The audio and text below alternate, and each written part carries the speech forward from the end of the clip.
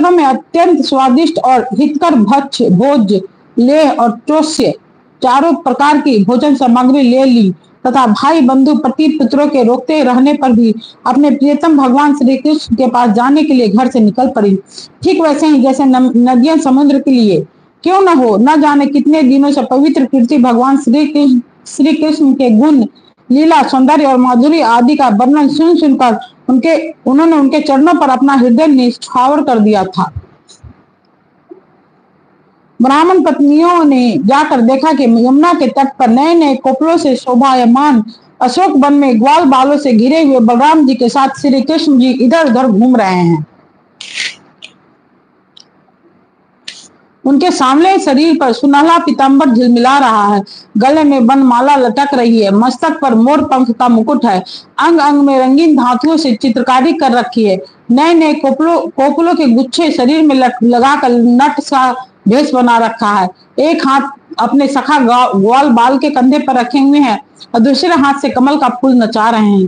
कानों में कमल के कुंडल हैं, कपोलों पर घुंघराली अलके लटक रही हैं और मुख कमल मंद मंद मुस्कान की रेखा से प्रफुल्लित हो रहा है। परीक्षित अब तक अपने प्रियतम श्याम सुंदर के गुण और लीलाएं अपने कानों से सुनकर उन्होंने अपने मन को उन्हीं के प्रेम के रंग में रंग डाला था, उसी ने सरोबोर कर दिया था। अब मित्र के मार्ग से उन्हें भीतर ले जाने का बहुत देर तक वे मन ही मन उनका आलिंगन करती रही और इस प्रकार उन्होंने अपने हृदय की जलन शांत की। ठीक वैसे ही जैसे जगत और जागृत और स्वप्न अवस्थाओं की वृत्तियां हैं, यह मैं यह मेरा इस भाव से जलती रहती हैं, परंतु सुसुप्ति अवस्था में उसके अभिमानी प्राज्ञ को पाकर उसी में लीन हो जाती हैं और उनकी सारी जलन मिट जाती है। प्रिय परीक्षित, भगवान सबके हृदय की बात जानते हैं, सबकी बुद्धियों की साक्षी हैं। उन्होंने जब देखा कि ये ब्राह्मण पत्नियां अपने भाई बंधु और पति पुत्रों के रोकने पर भी सब सगे संबंधियों और विषयों की आशा छोड़ के केवल मेरे दर्शन की लालसा से ही मेरे पास आई हैं, तब उन्होंने उनसे कहा। उस समय उनके मुख हार बिंद पर हास्य की तरंगे अटखेलियां कर रही थी। भगवान ने कहा, महाभाग्यवती देवियों, तुम्हारा स्वागत है, आओ बैठो, कहो हम तुम्हारा क्या स्वागत करें। तुम लोग हमारे दर्शन की इच्छा से यहाँ आई हो, यह तुम्हारे जैसे प्रेम पूर्ण हृदय आलोक के योग ही है।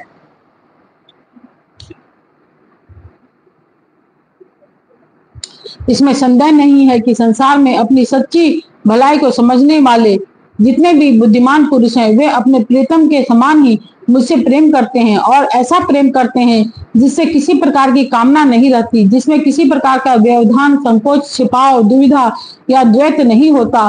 प्राण, बुद्धि, मन, शरीर, स्वजन, स्त्री, पुरुष और धन आदि संसार की सभी वस्तुएं जिसके लिए और जिसकी सनिधि से प्रिय लगती है, उस आत्मा से, परमात्मा से, मुझ श्री कृष्ण से बढ़कर और कौन प्यारा हो सकता है।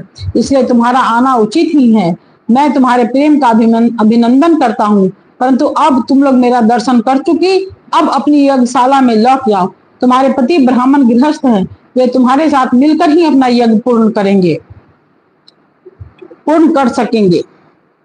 ब्राह्मण पत्नियों ने कहा, अंतर्यामी श्याम सुंदर, आपकी यह बात निष्ठुरता से पूर्ण है, आपको ऐसी बात नहीं करनी चाहिए। श्रुतियां कहती हैं कि जो एक बार भगवान को प्राप्त हो जाता है उसे फिर संसार में नहीं लौटना पड़ता।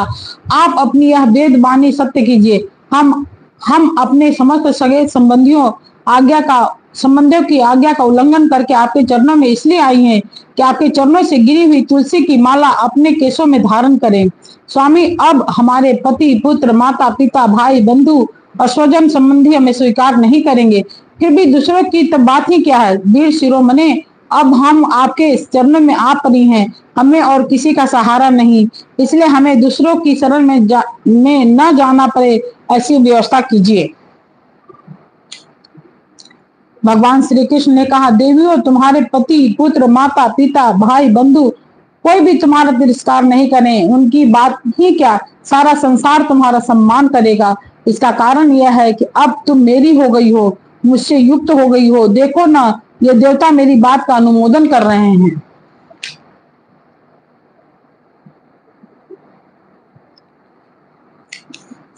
देवियों, इस संसार में मेरा अंग संग ही मनुष्य में मेरी प्रीति अनुराग का कारण नहीं है, इसलिए तुम